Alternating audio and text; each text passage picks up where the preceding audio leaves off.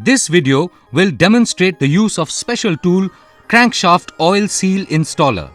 This tool is used in combination with other tools to install crankshaft oil seal on the flywheel side of the crankshaft.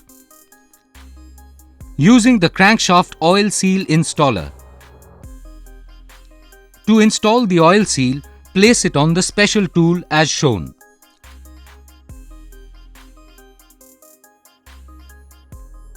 Attach the oil seal handle to the oil seal installer and place the installer along with the oil seal on the flywheel side of the crankshaft. Tap the installer with the help of a mallet till oil seal is inserted securely in its place.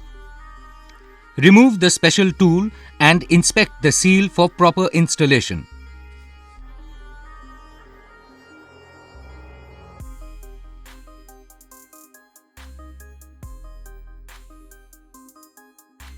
Advantage and benefit. This tool helps in easy and proper installation of oil seal on the crankshaft.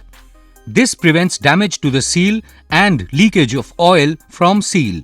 Thank you for watching this video. If you like this video, please like, share and subscribe. Thank you all.